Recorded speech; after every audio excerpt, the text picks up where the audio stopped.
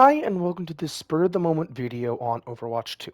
This video is spur of the moment because I've been seeing a lot of people talk shit about this newest update for Overwatch. The newest update seems big, but there is nerfs and buffs with a lot of the different changes. There's tweaks. It's not buffs or nerfs, it's tweaks for the overall sandbox. A lot of if you haven't read it, I highly suggest reading it. Don't have the ability to show it on screen, but there's a lot of buffs and nerfs overall. But primarily to tanks. There are some support and DPS, but it's typically tank. And okay, first, a lot of people are correct in that did not necessarily solve the exact problem the community has. But the exact problem the community has with Overwatch is that they don't want to play Overwatch. Uh, the tanks, from what I understand, people that complain about tank not being fun, first, before this patch, tank was a little bit lackluster. Now, in my personal skill bracket and different things like that, the tanks feel a little bit more, more impactful because they don't just explode because of the downgrade to the DPS passive to tanks, which is instantly just a good change. Like, little things overall is a good change. But it does not change the fact that you still have to change your tank when it comes to another tank, because there are direct counters. And that is what Overwatch is and what a lot of people hate about it. I do think that this is a good step towards fixing it, but or a good step towards making the game better. But to fix the problem people have, they just have to have a better mindset about the game, basically. Because the main thing I want to talk about this, the reason why I say the game is counter swapping, is because every single class, every single role has a different counter. Like, every damages have counters, supports have counters, tanks have counters. Each one of those three have counters in their own respective group. Like, DPS can counter another DPS, a tank can counter another DPS, a support can counter another support. Like, it goes like that. But the tricky thing about this, thing that makes Overwatch so beautiful, and I say all this from a non-competitive gamer viewpoint, but a high-functioning autistic gamer dude, where I have played so many games. I have played TTRPGs. I have played TTRPGs aren't even video games. I love games all around, but RPGs, TTRPGs,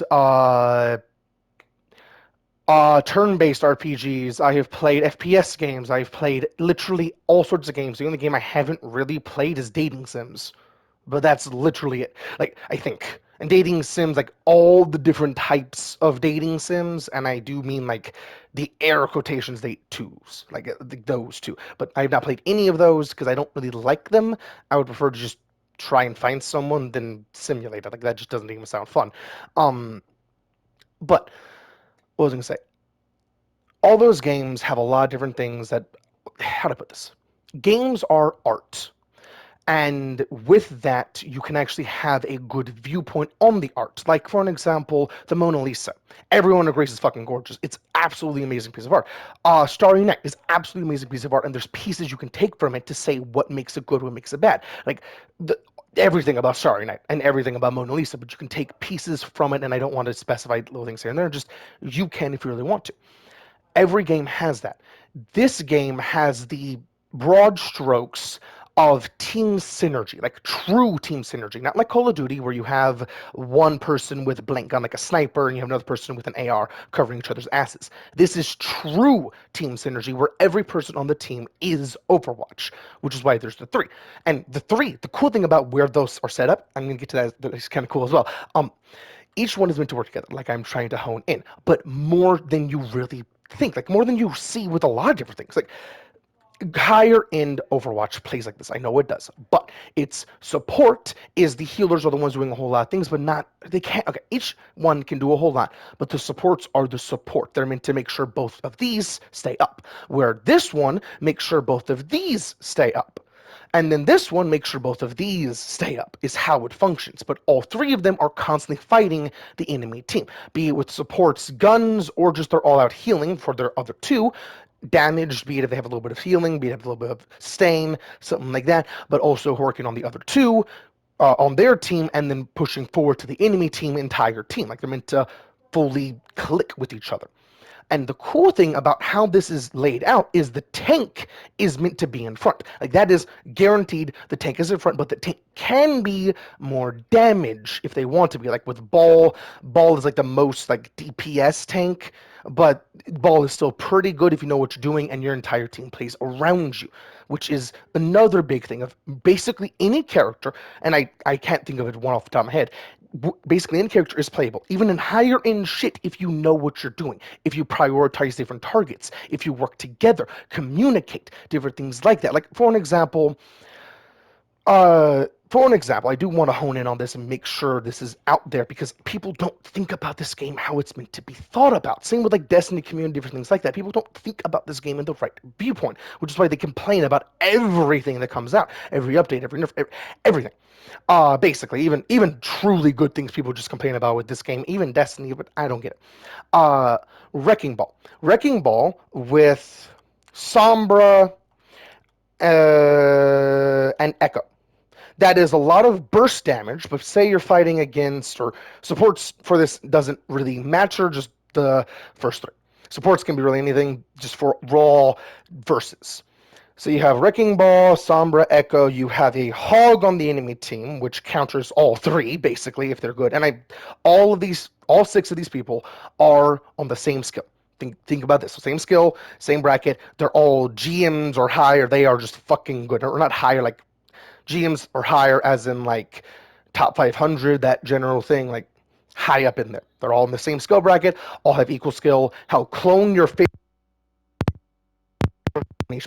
like that skill for each character equally, like that. Do something like that. Just think of it like that.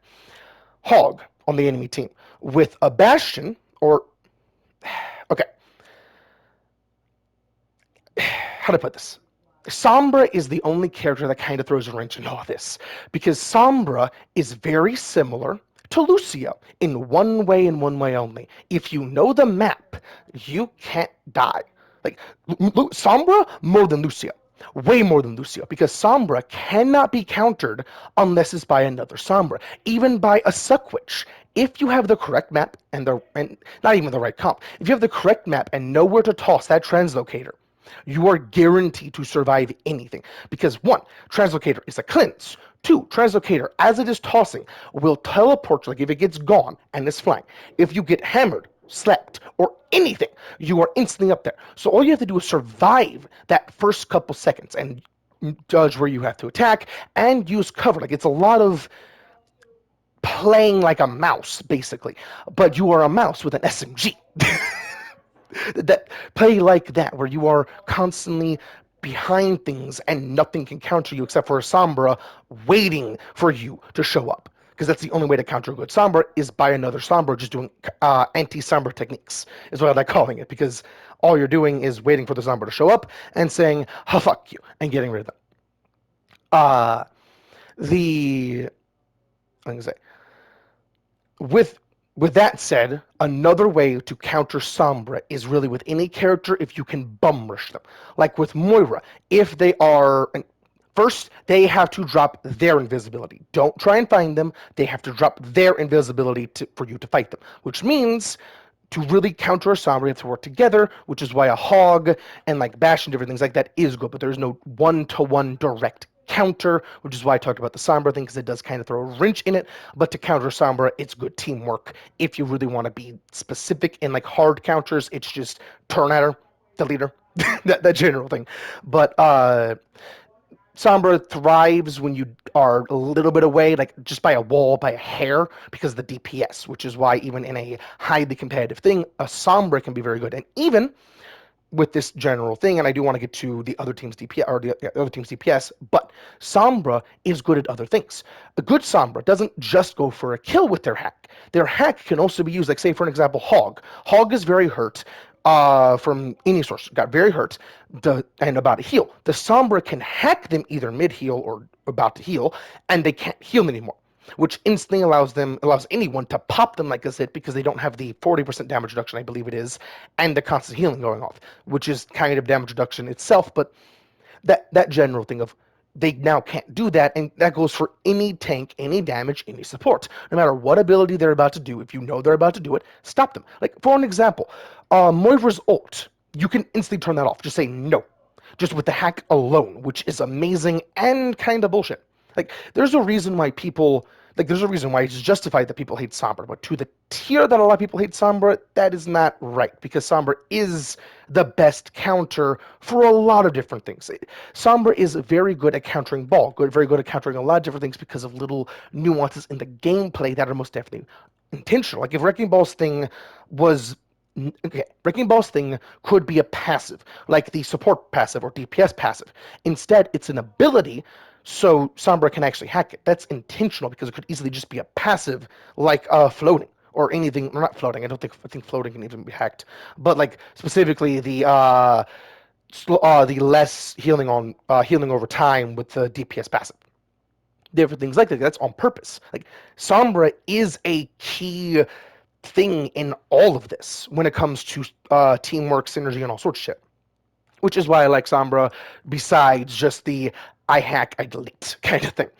Like there's so many different synergies, so many different things you can do with Sombra. Same with every other character here. There's so many little nuances you can do with them besides just what you would think typically. Like Malga, for an example, is the best long-ranged, the best long-range tank, better than even Sigma. Even in higher skill, oh, he will delete people because of the 1-2 combo, where it's make them fire and then go to the secondary bullets, and then you're constantly getting crits at far ranges. And you don't even have to get damage for the fire tactic. I think it's like 10 shots, 5 shots, and it's not 5 shots, it's like 10 shots, 25 shots, a, a certain amount of shots to trigger an ignition on the boy, or ignition as in ignite them, not ignition as in Big Boom from Destiny, but ignite them, which will make them on fire. Then the other gun will get guaranteed crits. But the cool thing about that, and I do think, not Bungie, I do think Blizzard should dabble into this a little bit more, is have other characters like Ashe that actually apply fire. Because Ashe's dynamite, when it applies fire, will actually allow Malga to have that secondary to do more damage. Like there's a lot of different playing in this game. Like there could be a damage that has the same general thing as Malga, where when they're on fire they get bonuses to something or another, and they could also apply more fire. But as a damage, so you can have Malga and that to have a good playstyle. Like Bastion plus Rhine is very good, or Bastion plus Malga is pretty fucking good because that is just damage the enemy team. But all these different things are the main thing that I'm wanting to hone in on, because there's so many different synergies and so many little things I could talk about with every character. But going back to the two teams on how little things can go back and forth. Wrecking Ball, Sombra, Echo is the first team. Supports don't matter, like I said, but Wrecking Ball, Sombra, Echo. Enemy team, Roadhog, Bastion, I think will be a good one here, or Bastion kind of just, or yeah, actually what I want to do, full on counter. Bastion and Cassidy, so it's not as much of a counter, but Cassidy is like a typical Sombra counter. I'm going to go in order between Wrecking Ball, then Sombra, and Echo for fighting Bastion, Cassidy, Roadhog. The Wrecking Ball can easily, relatively speaking, go at range a little bit more, try and draw attention. Because if they draw attention, like a good Sombra isn't just going for kills, they're also trying to draw the attention. Because it's a first-person shooter. They can't keep their gun pointing and look somewhere, so they have to look with their gun. Which means if they are, say, a support, if they are a DPS, if they are anyone, there's no damage from them going outwards, which is one less gun, one less thing to worry about, which is why a good Sombra typically goes for the supports. Like, for an example, Mercy. Mercy will panic, will do something instead of healing. Same with Baptiste, same with Brigitte, same with any of them. And Brigitte is the best one to actually try and fight because of that shield. Brigitte is the one that supports typically go to counter Sombra, and you can tell when they're doing their shit, trying to counter you, and it's funny because you can easily just hack them, delete them, and do different things. Like there's a lot of wiggle room. But Wrecking Ball can do a very similar thing to Sombra overall, of having, but not invisibility and range and different things like that, but more movement with decent-ish range. Not really decent, but range to draw attention, to make people look away, which is enough to do something. Like, say, for example, or any of them, like just draw attention, don't really go in until the Echo and Sombra collide on one boy, then the ball jumps in, slams them, and just deletes them. All three of them jump in, boom.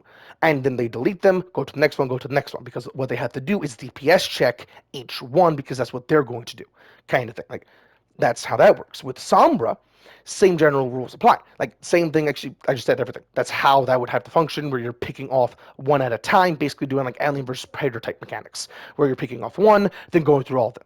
Or more Tyranid, actually, where you don't see them, you don't know they're there, or you kind of do. In this case, it is Tyranid as in Warhammer 40k. I'm summarizing it a whole lot. But you are basically playing as a Tyranid if you are doing this general comp versus that comp. And it, general comp as in there's other ways to play this general playstyle, because there's rush, poke, and defend, I think, are the only real three, because those are the really like rock, paper, scissors kind of, where poke is good sustained at range, where there is like, there we go. It's That's the fourth. It is ranged, which is like tank, but at range, where you're trying to keep them at bay. Poke is you're not necessarily trying to keep them at bay, you're trying to more sustain at range. Brawler is sustained in close range, tank is sustained in close range. Think of it like and brawler and poke kind of go hand in hand. Not hand in hand, but Brawler is the tank or the rusher's side, the attacker's side go to, or Brawler is that get in there, fuck them up, that general thing. Tank is the hold them down, fight them up, but that's the offensive side of things. Or, yeah, defend would be that too, and same with rush.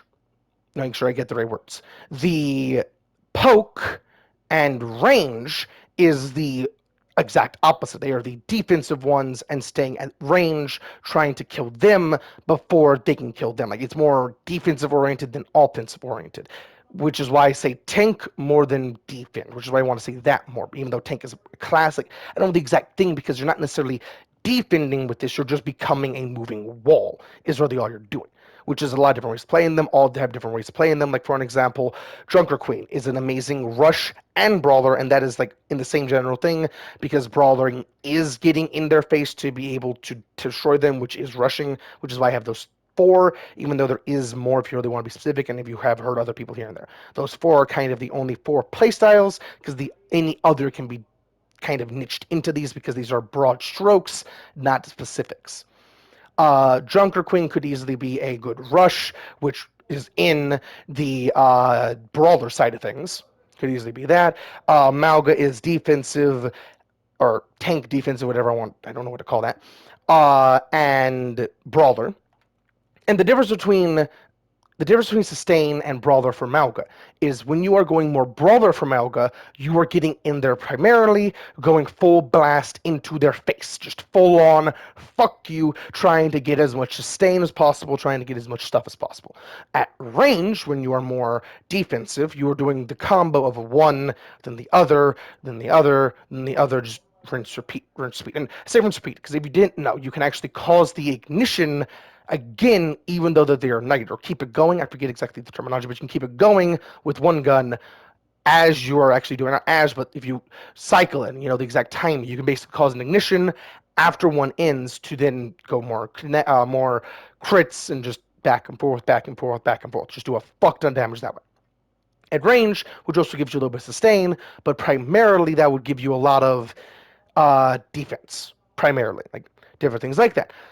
Like, there's so many little things across this game, and it also goes for damages and even supports, if you really want to be specific. Like, even some supports completely counter some tanks. Like, this game is fucking massive. And with all of this said, so we're all on the same page, I am going to go more into the what this not expansion, this update could actually do for the game overall. With the changes to tank, if there was more, not, I don't know exactly how they are seeing the numbers with the damages, the health pools, and different things like that, but I hope they have a spreadsheet. Because if they don't, that is just kind of a bad way to make a game. Having a spreadsheet of all the different damage values, of all the different health values, having maximums for all of them across the board, like Bastion would be a good example of maximum DPS with this turret mode. That is maximum. There is nothing better than that. Even Mauga kind of pales. If Mauga and Bastion are head to head and shoot at the exact same time, if the Bastion is moving slightly, and because of Bastion's AoE and how big Mauga is, if you put the barrel in the center of the board, specifically with controller because of the aim assist, but that actually, The reason why that is actually a good thing overall is because with the controller you can just jump with your thumb with one hand and not have to worry about moving your thumb off the look joystick to jump. Just so the PC people actually know this. That's why it's actually fair and balanced, because you can't jump unless you have your buttons set some other way and aim, which is, and the slight changes because of how big he is will actually benefit you overall. Typically, that won't actually work. You have to do more rapid changes where you're jumping as you hit the ground, but when you're in the air, you're aiming, which is what I do with Zarya, Bastion, all sorts of things. Because, and even in Destiny, I do that same, or I do that general thing, but I don't actually play with Claw, which is amazing. I do the basic gamer posture, relatively speaking, or hand thing of just grip them like typical, having one finger for both triggers, or two triggers per finger, both index and thumbs for everything else. That is how I play. Uh, Except for Mercy, I do put my middle and my index on healing and damage boost, because I like swapping back and forth constantly, because that is what Mercy is good at, having the damage boost and the healing back and forth, back and forth, back and forth, because you only need to damage boost while the bullet's going forward, I believe. So like anyone, you can just damage boost a little bit, boom, can help get a kill here and there. Want to make sure there is not anything more I want to cover. Uh, I think I said everything, because every character has direct counters, and if you just look at it from a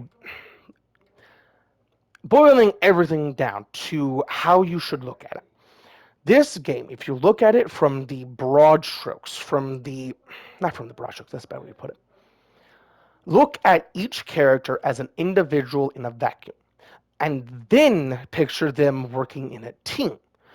Both viewpoints are valid and are necessary for the overall playstyle.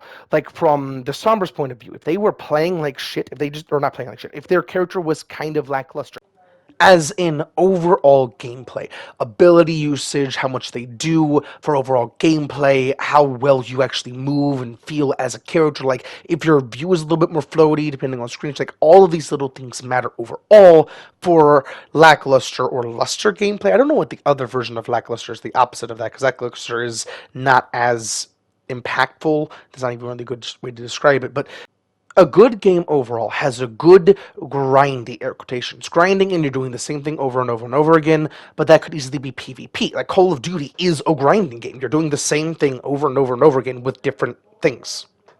It's a grinding game. And having good incentives to do so, having good gameplay, good fluid motion, all of these things matter overall for a good picture. Like I was talking about with the Mona Lisa and Starry Night, like they're all really important. Like every little stroke is really important. But like them, there is room for remakes and remasters. Like the community changes. With, I think it was Emong's community changes that just happened. Those were really, really fun. The Sombra changes are literally just how I like to play Sombra. Like, that is the dive Sombra. And that is, or not dive Sombra, that is actually the poke Sombra. Actually, with what I was talking about, that is poke Sombra, which is fucking funny. But Poke Sombra is actually a very cool playstyle that I am really wanting to have just as a character overall, because that just sounds fun. And all of that is basically just scratching the surface of this game, because there is a lot of cool things you can do in this game, a lot of cool ideas and concepts that have even been shown more here and there in community modes and different things like that, even arcade modes. Like, there's so much room for just gameplay. And first, I'm saying this for the Overwatch 2 community, and I'm making this for the Overwatch 2 community so they can actually just have this. If they hate it, they hate it. I don't give a shit. They can even comment, they hate it, and I don't give a shit. I'm making it for them. If they hate it, they hate it. I don't give a shit. But uh, the game itself is kind of shit. Overall, and not because of the developers. The developers put a lot of heart and soul into it. The game is shit overall because it's owned by Blizzard. Blizzard is a company. Is the best way to put it. Like, they are Microsoft tier, Activision tier. Like, they are up there in bullshit. And people think just changing the pretty face will actually do a damn thing. It doesn't.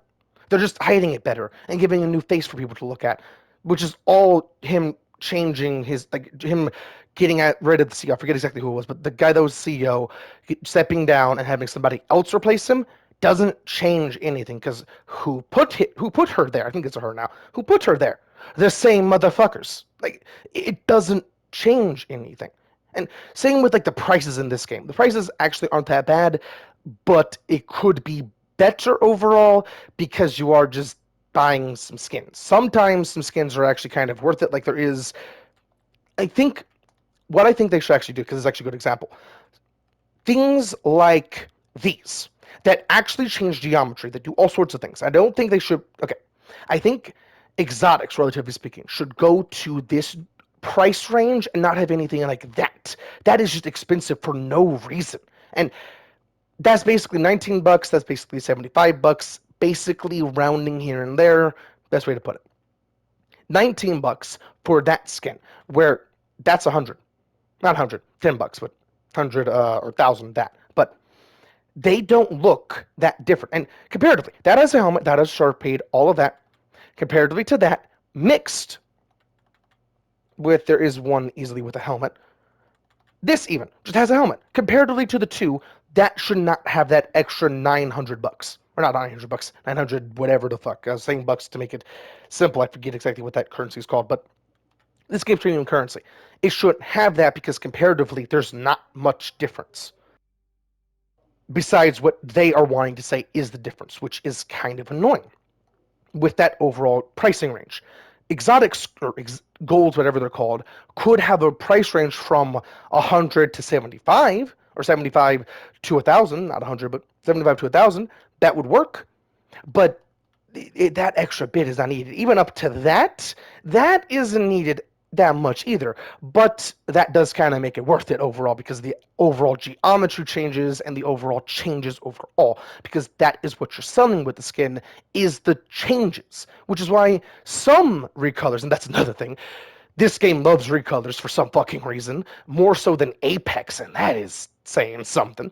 But if they had recolors that were more scattered about, because new things is always better, but having recolors scattered about with more emphasis on, like, I forget exactly the skins, and I don't think I can actually show them, but there's a skin, or two skins for Genji. One is Ice Ninja with a lot of ice on his face and different things like that. The other one is a Fire Ninja, relatively speaking. They are the same color, they are the same geometry, but the colors change it entirely. Like, different things like that. They could dabble into changing textures, like actually give more moving patterns or something to make it more unique when it comes to the recolors. Because that's all you have to do is make it more standalone, make it more unique, and not just add like camo paint. Because that's not a lot for that amount of money, no matter how much money it is. That should be, if anything, $8 to be a recolor. Like, it shouldn't be expensive. Like, for an example, Apex's system for recolors. If you have the original, or any other recolor, I think, like if you have any other recolor, it's also degraded in price. But any recolor that comes afterwards is actually, I think, less expensive. I want to say basically free. I want to say it actually is just premium, not premium. This game or Apex's earnable currency, I think, or one of the earnable currencies, you can actually just buy those with, at least sometimes, not all the time. With all this said, I hope you all enjoyed the video, and I'll catch you on the next one.